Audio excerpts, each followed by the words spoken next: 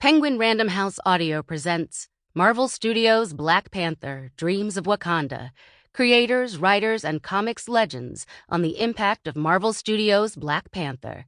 Written by Nick Stone, Yona Harvey, Aaron C. Allen, Frederick Joseph, Trey Johnson, Hannah Georges, Gil Robertson IV, Marlene Allen Ahmed, Ruth E. Carter, Dwayne Wong Omowale, Suyi Davies Okumboa, Arvel Jones, and Maurice Broaddus.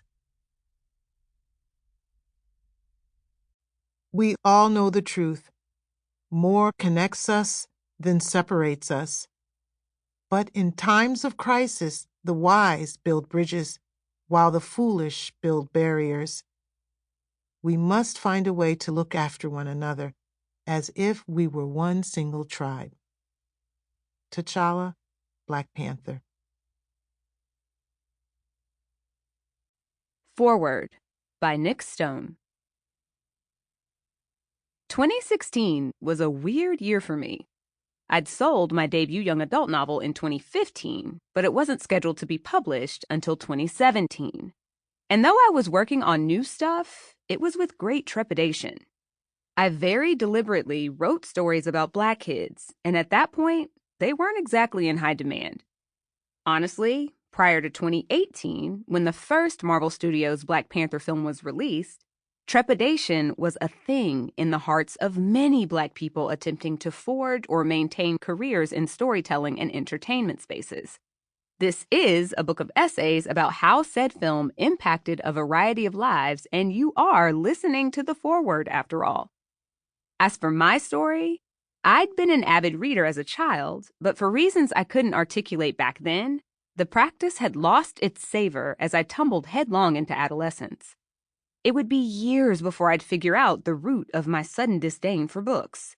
Once I did, I realized that all of the ones I was told I had to read either had soundly awful depictions of Black people or no Black people at all. We gravely underestimate the damage this does to the developing identities and worldviews of young people. And not just Black ones either. In many ways, what we read in books and see and hear in popular culture informs the way we view, and therefore treat, other human beings, ourselves included. Yes, I'd decided not to believe the messages from those high school books. I was not minimally intelligent, like Jim from The Adventures of Huckleberry Finn, nor destined to be a scapegoat, see Tom Robinson from To Kill a Mockingbird. And I wasn't powerless with regard to my own destiny. Shout out to Crooks from Of Mice and Men. But I was still utterly petrified that the stories I wanted to tell would be met with either total disregard or worse, ire and derision. Especially since I had zero intention of feeding into the stereotypes that seemed to be acceptable when it came to portraying Black people in literature. Would people even want to read stories about kids like me? Would they be as interested in our joys and triumphs as they seem to be in our oppression and pain? I wanted to write about Black kids living and loving, winning, facing down obstacles, and utilizing their gifts to save the day. This was stuff I had never seen in books, at least not the books I was exposed to. Did the absence of these things really mean people just weren't interested, as a publisher, or 5, suggested when rejecting my manuscripts? These questions plagued me as I waited for my little book baby to make its way out into the world. And I still had a year and 5 months left to wait when I sat down in a movie theater seat on a Saturday in May 2016. The latest Marvel Cinematic Universe film had just dropped, Captain America: Civil War. And from the opening scene, I was rapt. The plot was spectacular, the action pulse-pounding, and the relationships delightfully fraught.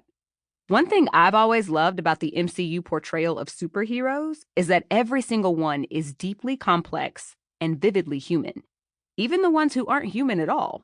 And you want to know their backstories.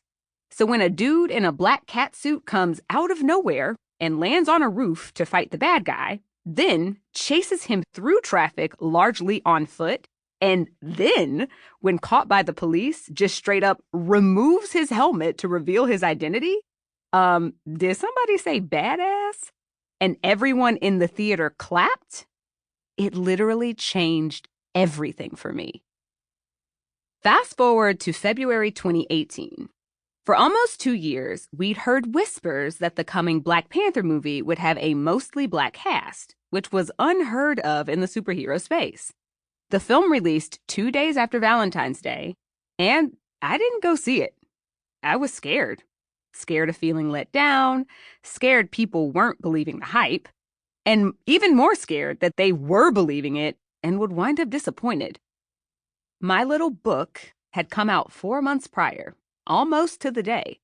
And though it sold well enough in the first week to make the New York Times bestseller list, it was gone from said list by week 2, and I had no idea how sales were going.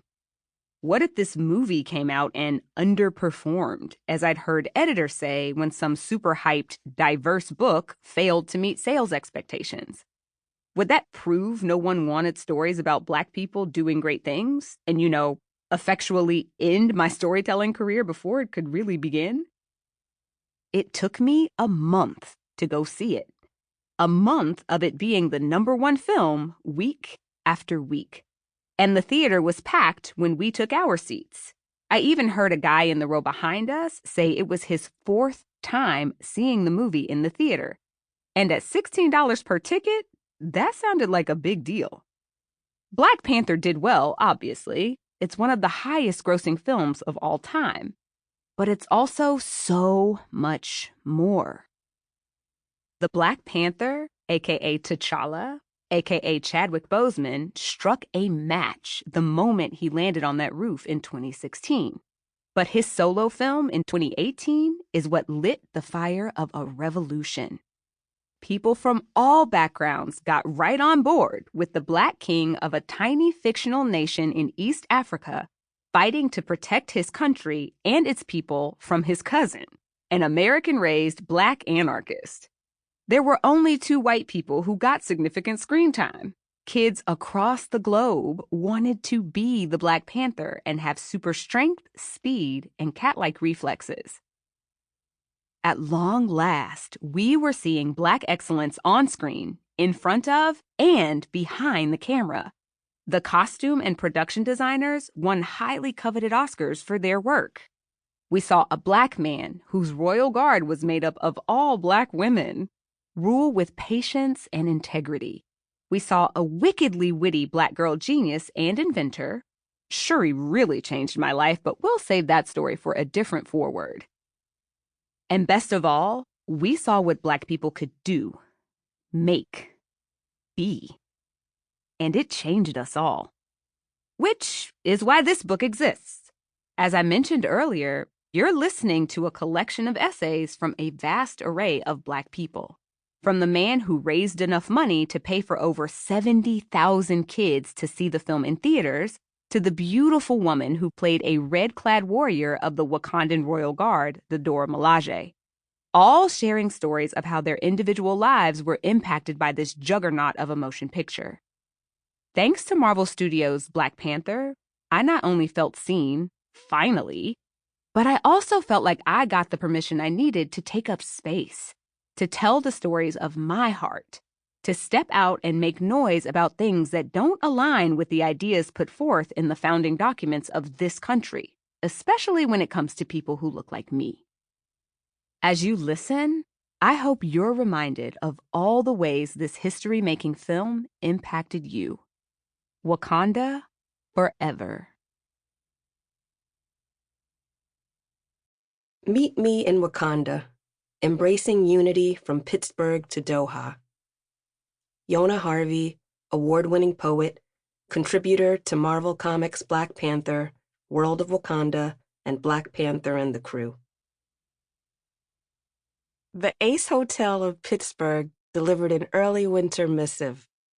Marvel's much-anticipated Black Panther movie premieres on February 16th, and we're ready to celebrate.